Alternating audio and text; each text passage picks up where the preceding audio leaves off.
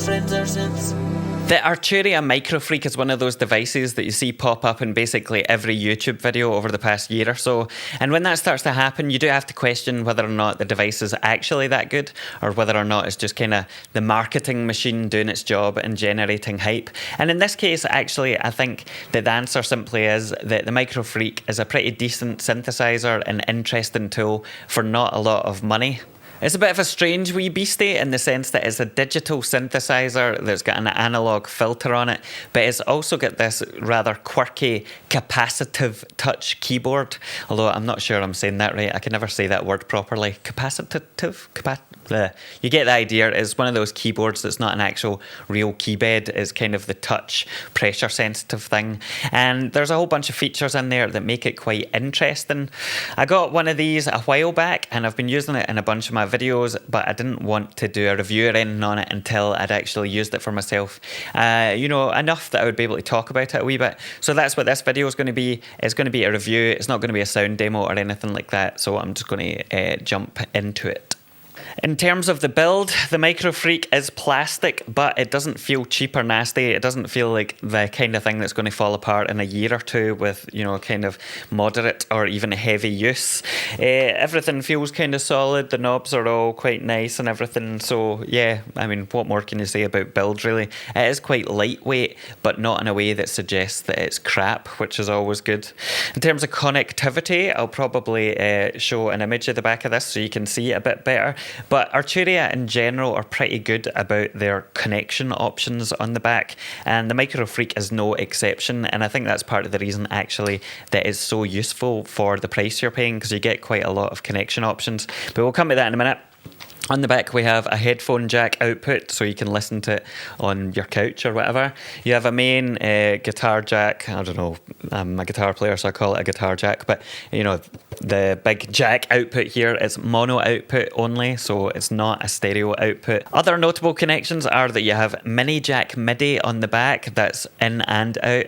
Unfortunately, it's mini jack. Everybody who watches this channel will know I'm not a big fan of mini jack MIDI, only because the standard was only set recently, and so you still have to contend with finding the right dongle if you've got more than one device, and it's a bit of a pain in the arse. But whatever, it's, that is what it is. You also have a USB port in the back, which means that you can send USB MIDI out from your computer and control it that way, which is a nice touch. You can also power the device from the USB port in the back, which is good. If you're using this to send MIDI from your computer or record into your computer and get power from the same source, then you can run into noise issues like ground loop issues, and that's something which thankfully Arturia have anticipated, and so there is a separate power jack input in the back. It's a DC, it's 12 volt DC 1 amp. I don't really understand why it's 12 volts since USB is 5 volts, so it seems a bit overkill to have 12 volts, but then I don't really understand electronics enough to make an informed comment on that. It is good that they've included a separate power jack, because other devices such as the Dreadbox Typhon, where you can control it via USB MIDI and power it via USB MIDI, don't have a separate power jack, which means you do have problems at times with the noise ground loop stuff. So it's nice to see that's in there. We also have a clock in and out, which is analog sync, which is nice. So this will play nicely with your other analog gear that has an analog sync option or clock option. So you don't need to just rely on MIDI if you don't want to use MIDI, because it's a bit of a pain in the arse. The other options in here, and this is actually one of the coolest things, is that it's got CV out, gate out and pressure out, and this means that you can use this controller for your Eurorack system to control a voice, which actually gives you quite a nice way of interacting with your Eurorack for quite a good price, because if you've looked at any kind of controller similar to this in Eurorack land, you'd be spending a lot more than the few £100 that this thing costs. Of course, this does mean it's mono in terms of as a controller for your CV, but fine, that's cool. Now, when it comes to the capacitive touch keyboard itself, this is actually something that I was unsure about at first, because in theory it's a great idea and I really liked, the prospect of using something like this. But I have used a bunch of devices like this in the past, and they haven't always really worked as intended. They would be quite jumpy, they wouldn't be sensitive enough, or they'd be too sensitive. And so I was kind of, I had some trepidation about whether or not this would actually work out in practice. But I have to say, it actually does. It's really nice to use, and it makes an interesting alternative input source if you're kind of sick of playing with keyboards or something. The one thing I'll say about it is that I do think it's a bit odd that there are these kind of hard plastic indents between the keys. I think I understand why they've done that, but it kind of means you can't do what you would expect to be able to do, which is where you would slide along, maybe like on something like the Wasp controller. And that's a bit of a shame, I guess, that ultimately, it was done for a reason, but it would have been nice to be able to just glide along the whole row without having that kind of steppy sound and running your fingers along that plastic. You do have a ribbon controller here. Well, it's not a ribbon controller, but it's a pitch bend, which allows you to do a similar thing. But yeah, I kind of expected to be able to do that here, so it's a wee bit sad that that's not implemented. In terms of features and operation, the MicroFreak has a bunch of interesting wee features that give you kind of basic functionality in different areas and make it a bit more interesting to use. So, for example, it has a very basic arpeggiator in there. It's also got a sequencer, which is up to 64 steps, I believe, and it has 2 different patterns that you can record and then activate, which is quite a nice touch, and it's a good way to quickly build up sequences within this thing with whatever sound you're using. I do kind of wish there was some more options on the arpeggiator or on the sequencer. So for example, you have 3 or 4 patterns would be amazing. But of course, I'm kind of nitpicking at this point. But you've got that option if you want to use it. The other thing I really like about this is the screen. The screen is quite tiny, actually, or it looks really tiny, and you're probably going to think, well, what the fuck use is that screen because it's so small? But actually, in practice, it is very useful. The illustrations or the animations on there are quite fun to look at, and they're quite informative. So it's useful. It's more useful than you would expect it to be. The other thing that's worth noting on the feature side is there's this panel button, and essentially what this does is each preset will have fixed positions relative to the knob. So let's say you have a patch which has the filter cutoff set at a certain point. When you load up that patch, obviously the knobs aren't going to match the position of the particular settings for that preset, and by pressing the panel button, it applies the current knob's positions to the preset so that way everything on the front panel matches the current settings on the preset, and that's quite a nice touch. They didn't need to do that, but it's just a wee thing that gives you a wee bit more control and a wee bit more certainty over your sound, which is nice to see. Finally, there is a vocoder in this, which is a really cool, addition. It was added in a fairly recent firmware update. It wasn't there initially. You can get a microphone from Arturia, which clips on the back here. If I can show you. Plugs into the headphone port, and actually it looks pretty cool. Don't know if you can see that, but anyway, you can use any kind of microphone in here, but the mic with this actually complements it quite nicely, and it's not too expensive to buy as a kind of add-on. But some of the MicroFreaks, there is a special edition where you get it with it.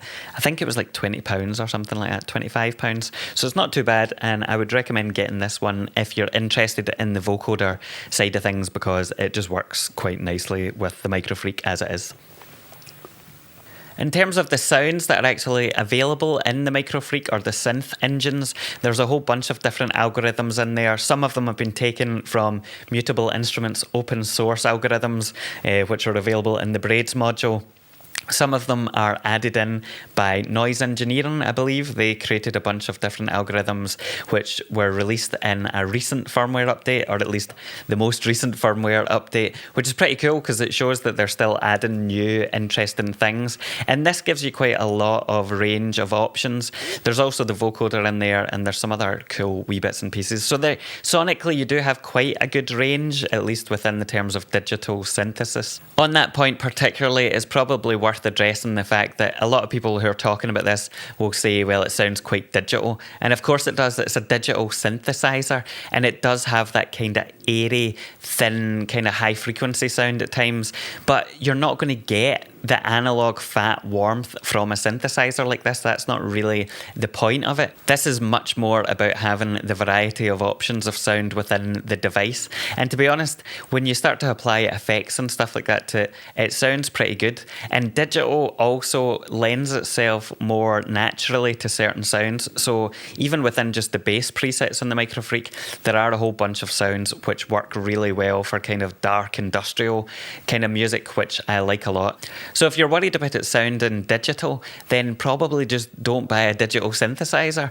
But if you want kind of flexibility and versatility that you can then, improve or add on to using effects, then the MicroFreak sounds perfectly fine. One quite interesting thing to note about sound design on the MicroFreak is that you can use the mod matrix to send various parts of the synthesizer into different parameters. So for example, you could send the cyclical LFO to the timbre of the synthesizer, or you could send the envelope to, some other part of it. And using that, you can actually get quite complicated and interesting sounds and patches, which you wouldn't necessarily get on other synths which don't have those kind of routing options. So even though it's quite a simple synthesizer in lots of ways, it does also have a bit of depth there in terms of what you're able to do modulation and dynamic wise. On the sound of the vocoder specifically, the vocoder does sound pretty good. Obviously, it doesn't sound as good as a dedicated vocoder device or one that's primarily designed with that purpose, but for what it is, it sounds pretty good.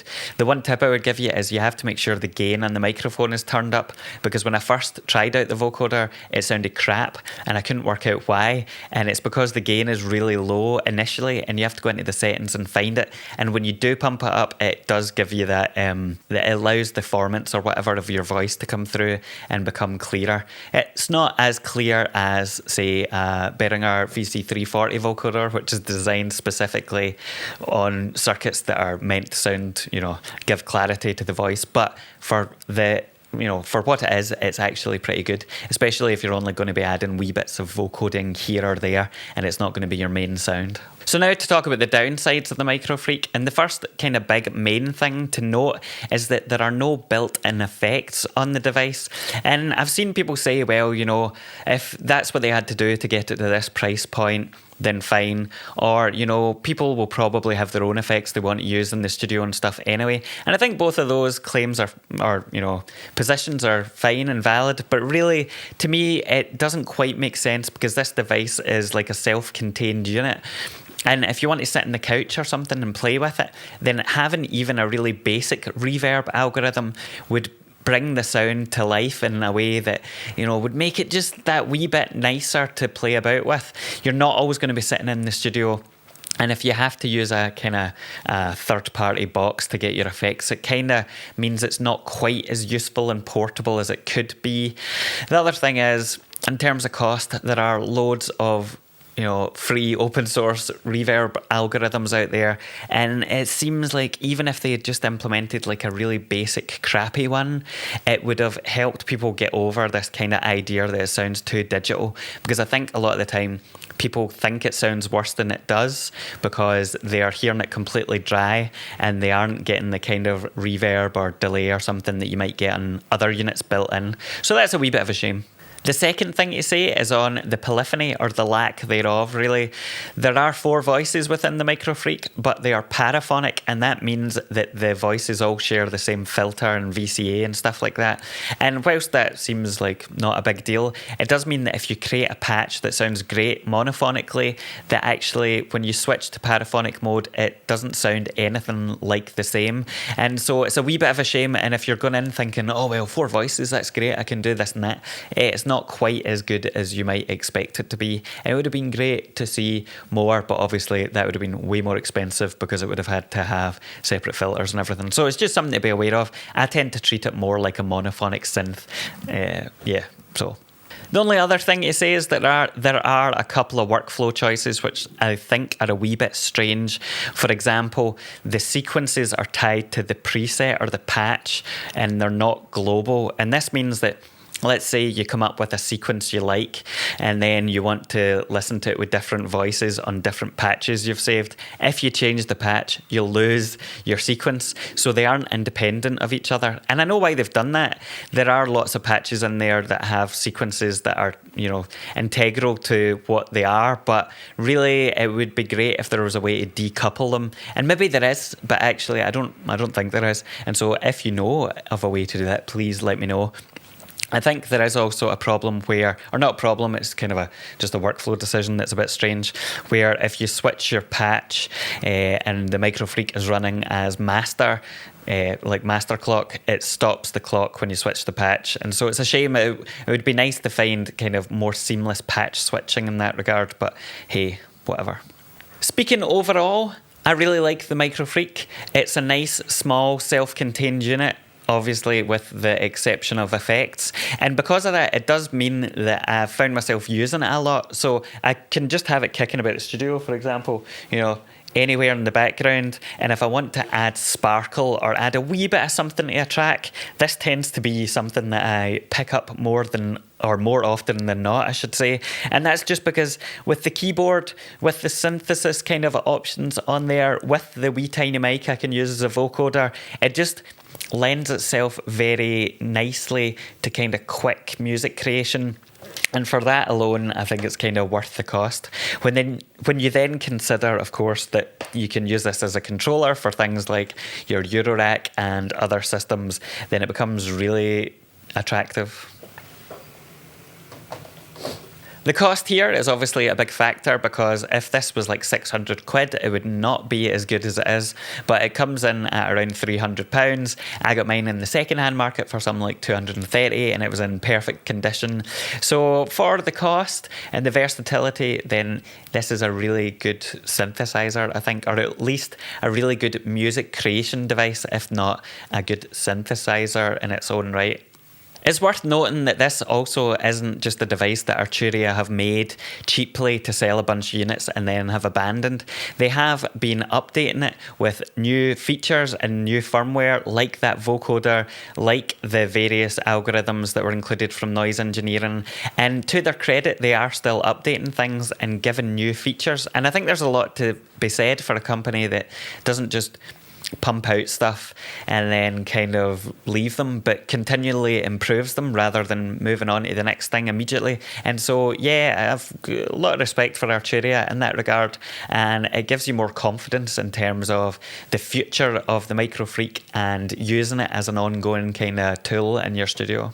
I think that kind of thing is evident also in the design choices or the kind of smaller feature choices of the MicroFreak. So there are lots of things in there in terms of like the layout of the menu, or in terms of the kind of utility functions that are available in the menu, which are actually really smart and give you a lot of options, which are the kind of thing that you might think to yourself, oh, I wonder if I can do this. And then you might find, oh, well, I can't do that option. But it's okay, it's just a cheap device. But actually, on the MicroFreak, you can probably do those kinds of things. And what I'm referring to is things like, let's say you wanted to sync up your pocket operator to this. Then a lot of the time, you find that you can't sync your pocket operators up to a device because they run on 2 PPQN clock or whatever it is. But the MicroFreak allows you to change the clock divisions or the clock format or whatever the fuck it is. And so you can sync up your pocket operators to the MicroFreak. And that's just one example of the kind of software changes that show a good attention to detail, and that a lot of thought has gone into kind of how people are going to use this and what they could do with it, which again is just a nice touch, really. Now, the MicroFreak is a great tool for anybody that's interested in making electronic music. It could possibly be a good synthesizer for somebody who is just getting into electronic music, but I'm also kind of hesitant to recommend that because it does sound quite dry on its own without effects. And I think that if you're coming fresh to synthesis or fresh to electronic music and you don't even have a reverb in there, then you might be like, well, what the fuck, what is this? Like, this sounds crap. And you wouldn't necessarily know or understand enough at that point to get the fact that it's, well, because it doesn't really have a reverb or something. And so, you know, yeah, it would be a cool device for someone getting into it, but on the other hand, it also does kind of lend itself to people that have already got some experience with making electronic music and know the kind of limitations and what they can do with it already. For me, I'm really glad that I picked up a MicroFreak. I was a bit on the fence about it at first, but as I mentioned earlier, I found myself using it quite a lot, and in fact using it way more than I expected. The fact there's so many options in there and it's so easy to just pick up and use, and it's fun to use actually, means that yeah, it's a good device to have lying around. That's all I have to say about the MicroFreak. I think it's a pretty cool device. It offers you lots of options and doesn't cost too much. And so what else can you say, really? As usual, if you've got any questions, then I won't be able to answer them. Thank you for watching. Goodbye.